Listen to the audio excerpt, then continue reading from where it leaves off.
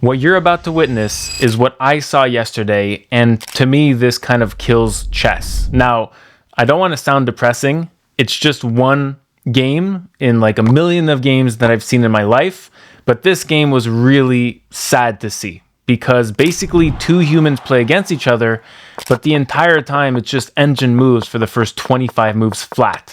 And then the resulting position from that is a completely engine chess study made up position, completely synthetic, from which two humans try to solve the puzzle. It's very interesting, but it kind of takes off from the creativity that us humans bring to the game. A bit of backstory. So, the player with the black pieces, whom I played a few videos back in another tournament recap with the black pieces, now he has black. With black, he plays something very unique in chess. Against e4, he plays the same reply. Against d4, he plays the same reply. Against c4, he plays the same reply. He plays the same thing against all first moves in chess. In my game with him earlier that day, I played e4, and he went d6.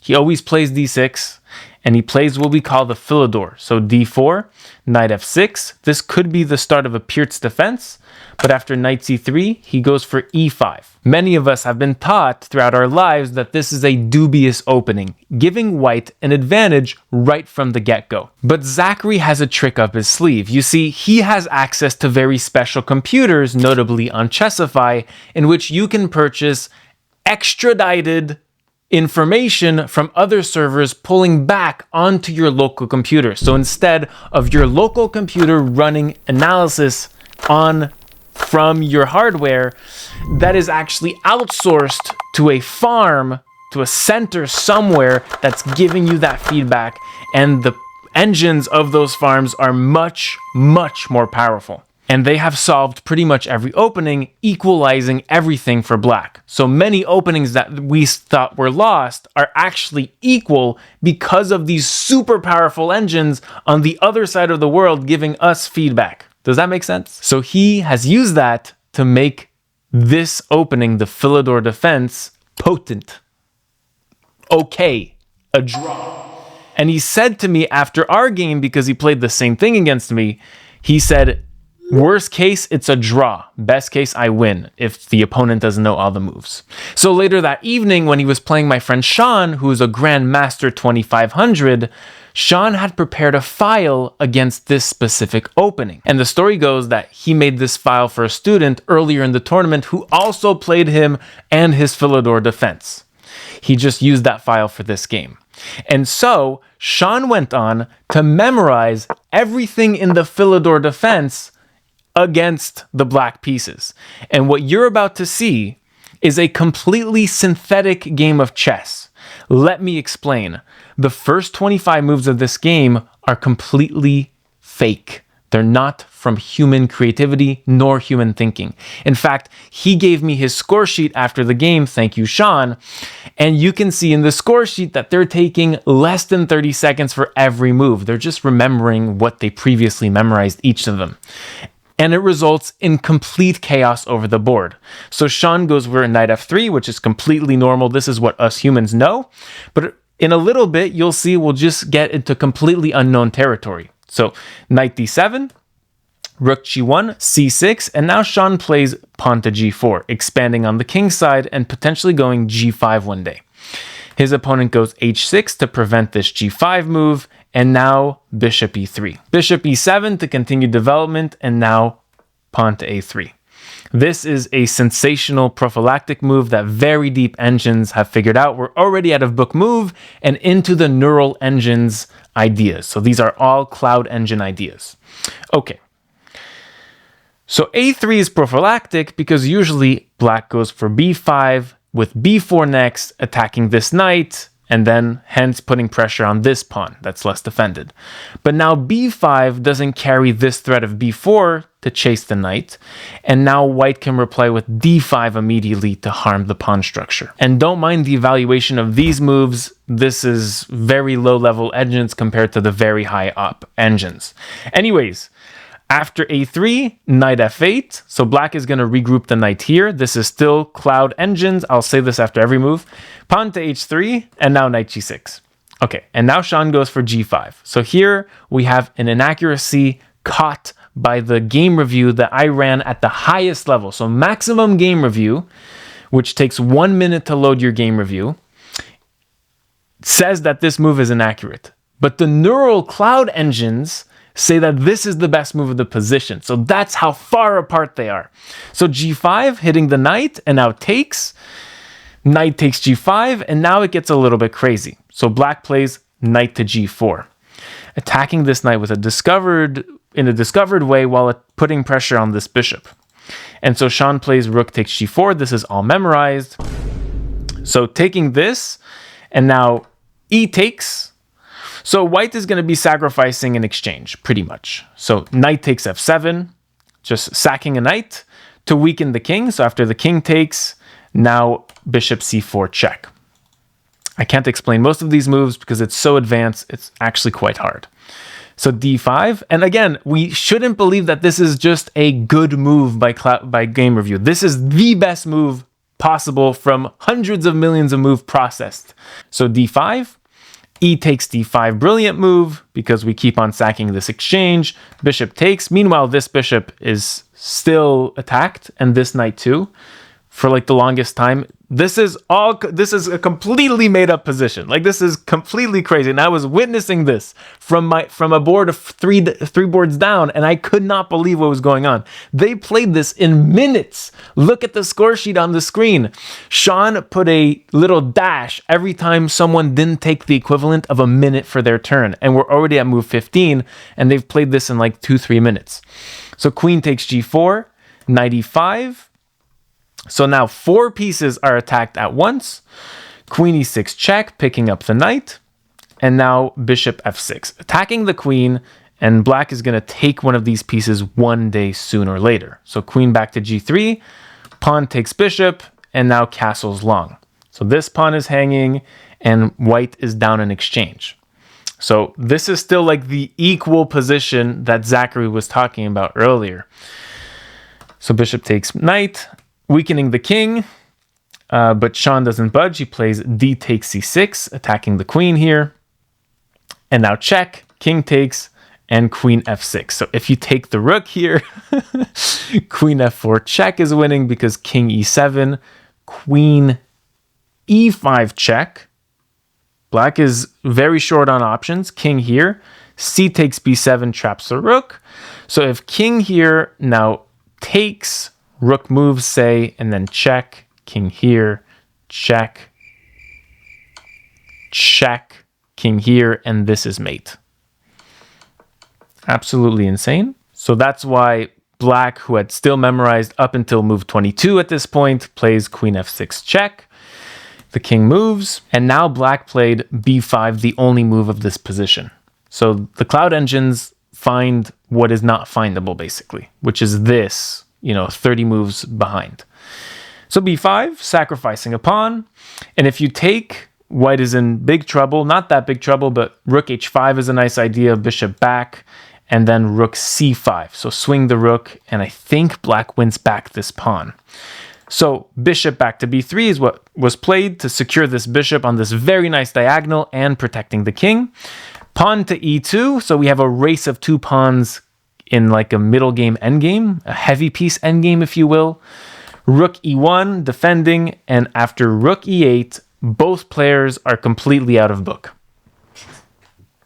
So what you just witnessed is 25 moves of enginery. Enginery for the first 25 moves, and now the humans start to play in this wild position in which black is up in exchange, but white has the better passed pawn and a very good bishop. Like, bishop is like max stats all the way around, right? So Sean plays c7, and this pawn is almost queening. And here, black also, once again, has an only move to find to stop this pawn. Because if you do nothing, I'm going to take your next move. And then if rook takes, there's c8 with queen here. And so the move that black has to find is rook h5. And after rook takes e2, because if takes we have queen, now rook c5 here, safeguarding the c8 square. You have to find these 2 moves. And Zachary is out of book at this point, and plays pawn to g6, which is a blunder. But it's the type of blunder, again, it's a position by engines. It's as if two humans started to play 25 moves in a position from a Stockfish versus AlphaZero match. Basically that. And so Sean has the white pieces, Sean is playing as AlphaZero, and Zachary is playing as Stockfish, which is just benign, right? Completely made up position. You would never see this. So pawn to g6. Question marks all around, but the question is, why is this such a blunder? So white sacrifices the rook. So if you take, once again, we have this tactic, and here's black's idea. Black connects the rooks and defends this c8 square. And so Sean's best move would have been to keep the rooks on the board. You don't generally want to trade a pair of rooks, unless this pawn is like queening, obviously, when you're behind in material. So you want to keep that extra rook so that this pawn is stronger. But he takes, but it's still winning. So after rook takes, now Sean plays queen g4, threatening to queen. And so his opponent goes queen c6. And now I go see their board, right? I see this position. And I am bewildered by the fact that one of the opponents, Sean, has 60 minutes and the other has 34 minutes. And they took all of their time in the past 4 moves. Like 0 minutes for the past 25, for the first 25 moves, and then the next 4 moves, 1 hour and 40 minutes. Like, just insane. So queen c6, defending this promotion. And now Sean plays check. King h7. So again, this king is weaker than this one because of this stellar bishop. So that's a huge factor in why white is winning here. And now Sean finds queen d8. So he's playing all the best moves and he's winning. He's playing like an engine. He's continuing that engine streak. And Sean developed such confidence in his body language at this point. I saw this position as well because I kept looking at their game because I was like, I'm making a video on this stat when I get home. My game was good, but it was not as incredible as this game, right? So queen d8. And Sean looks very confident over the board, like he found the win, right? And so what's the threat here? I don't see a threat. That's the problem. Like, it's hard to calculate this type of position because it seems as though black is on the edge of a zugzwang. And the amount of moves that black has are lesser and lesser to equalize this game, even if black is like up in exchange. So Zachary finds a5, which is a really nice resource. It's threatening a4 to overload the bishop into submitting its defense over the c2 pawn. And now Sean finds such a brilliant move. He plays king to b1. And the idea is to meet a4 with bishop d5. And now this pawn is defended. And now black can't take this with check and a perpetual. So black can't play a4, and black played b4 instead. And now Sean played pawn to a4, completely blocking these pawns, and the bishop remains perfect on the diagonal. Rook e1 check, king a2, and now queen c3 threatens mate in 1. I saw this position as well. So I saw like 3 or 4 times the positions while my game was still going on. And so here, it's as if this is a study. It's white to play and win. There's only one solution. It's literally a study made by computers and manufactured by humans for 10 moves. And Sean finds it. It's a brilliant, brilliant combination. So pause the video if you want to solve. It's extremely hard, but try. He goes for bishop g8. And here, this gives black a wide amount of options. I mean, king here and a jungle comes with that, king here and then king here. So we'll go through each and every one of them. Probably the easiest is king here, because now we have bishop check, so discovered check. If the king goes here, we have checkmate in 2 moves. So the king is forced to go to g7, and now queen g8 check, king f6, check. Oh yeah, if the king goes here, once again, it's mate. So king f6, and now queen h8 check. So this is a pattern we'll see. And basically this is the winning formula. After the king will take, we trade queens and we make a queen ourselves into a winning endgame. So that's king h8. King g7.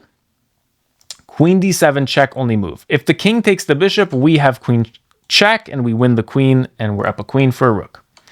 So check, only move. If the king goes here, it's mate. And if the king goes here, it's mate. So the king has to go here or here. So let's say king h6.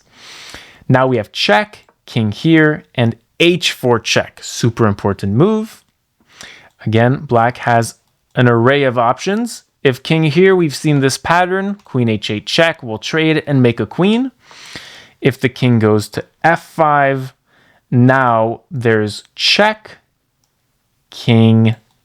Okay, so king here, check, king takes, queen g3, forks the two pieces, and check is super important because now after the king takes, we make a queen. And if king here, same, queen g3 check with takes and check, super important, and we'll make a queen. And king here is super important too because check and takes, and we'll make a queen. Just unbelievable, right? And so king here is another option, but then check. And then if king here, there's check, and we win the queen and make a queen. And if king f4, the same. And if king here, the same, we'll be trading queens. And if rook here, now there's no mate threat. So we have queen f4 check is mate in 5. So if the king goes here, we have check with the queen because there's no queen guarding. And if the rook goes here, we have checkmate in 1 move. So that's king h6, and now king f6, check. If king here, there's just check, and we pick up the queen and make a queen. And if king here, now there's h4, same pattern. And I believe this was the game. So yeah, the game was king g4, and now Sean took. And whatever black plays, I mean, even king here, this is even playable, right? Because we trade here, and even giving the rook this, we can play c8 queen. Rook takes and bishop e6, check, winning the rook. Absolutely bananas. His opponent resigned in this position. And I mean, this is a strategy I never knew before. You only main one opening as like a strong FM, like 2200. And you only play that any game with black against any move. And you just know like 25 moves of theory for many, many lines. So you know like hundreds and hundreds and hundreds, maybe thousands of moves. It's an interesting approach to chess. It's an approach I don't like personally. It's a very hardcore approach to chess, but we just saw its weakness, I believe, is that if you're unprepared even in the slightest against a very strong player, then the technique can succumb to computers versus computers. So this opened my eyes. I really want to know your thoughts. Let me know your thoughts down below on this whole thing, this whole situation with computers. This is the first game I've seen, though. I've seen hundreds of grandmaster games. This is the first one I've seen where I've been like, okay, this is hurting chess a little bit. Like I didn't like seeing this, and I did like seeing this at the same time. A very bittersweet game to witness. Also, Sean was avenging my opponent who had beat me from the same opening the same day that morning with the same colored pieces. So that was the sweet part of it, I guess. But yeah, super crazy game. And yeah, have a nice night, day, or evening, and sub and like for more. Chess is basically a search for truth, right? So I'm searching for the truth. The truth is chess is no good anymore.